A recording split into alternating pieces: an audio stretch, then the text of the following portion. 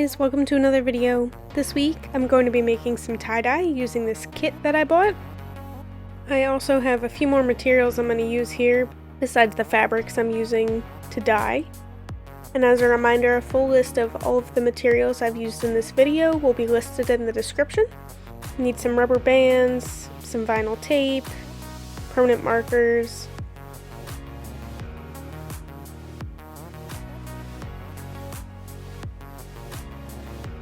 So getting started, I'm just going to open up this pack here. Looks like the bottles are pre-filled with the dye powder.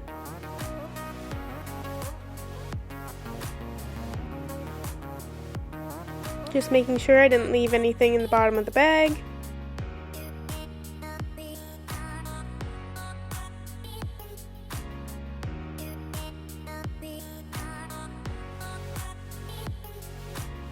Looks like there's a few clear rubber bands and some very flimsy plastic gloves. I'm just going to swap them out with a pair of my own. I'm also going to need a pipette.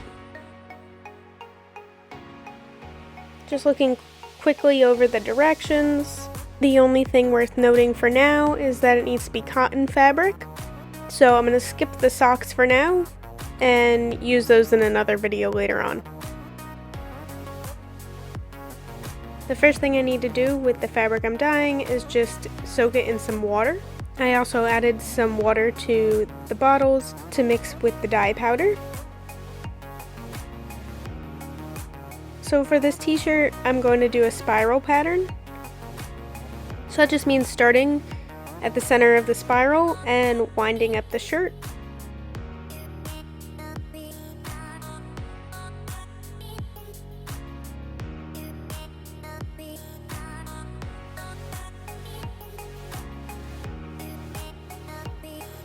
Once I have the whole shirt in a nice tight spiral, I'm going to take some rubber bands and just hold that together.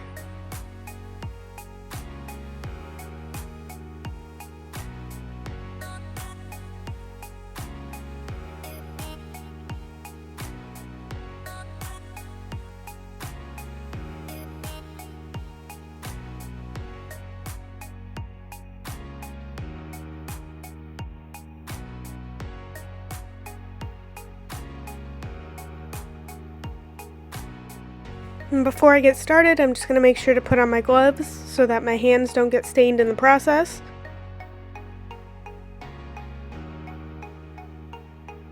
Wasn't sure how much dye to add, so I started out kind of light on both sides and then went over it to saturate it. For this specific tie-dye kit, it says to place the dyed fabric in a plastic bag for 6 to 8 hours before rinsing and washing. Moving on to the next piece, I have this fabric scrap that I'm going to dye as well.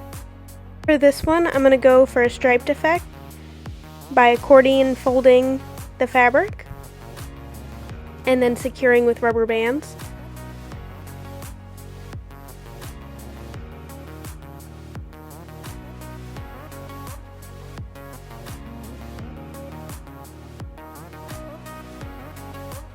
I also decided to roll it up after that, just to make it more compact.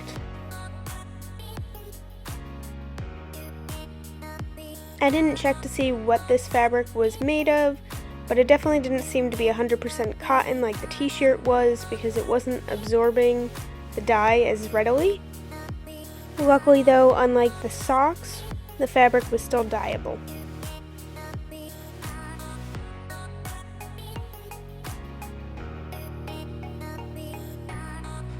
Now moving on to something a little bit different, I'm going to attempt to tie-dye these shoes. So I'm just taking some vinyl tape and going around the sole of the shoe so it doesn't get ruined in the process.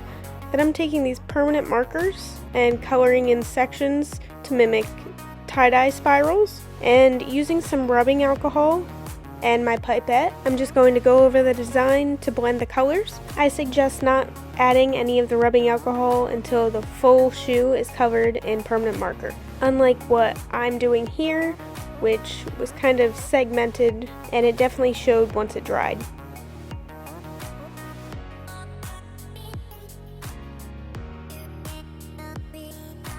I also noticed with this process that the colors do tend to blend a lot more as the rubbing alcohol dries, so the finished design does change a little bit as the colors bleed a little bit more.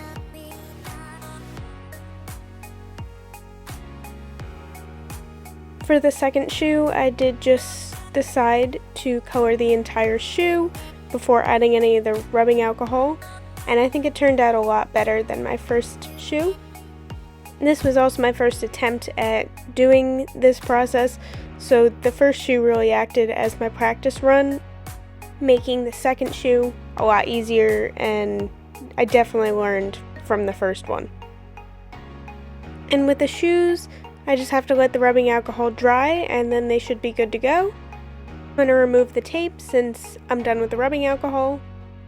Just doing a couple of quick touch-ups. And now once the shoes are dry, I'm just adding the laces back.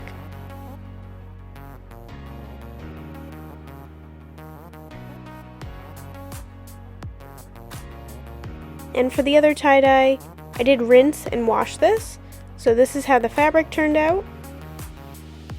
I'll save this for use in another video. And here is my spiral t-shirt. I'm very happy with how this turned out. So those are all my tie-dye projects for this video.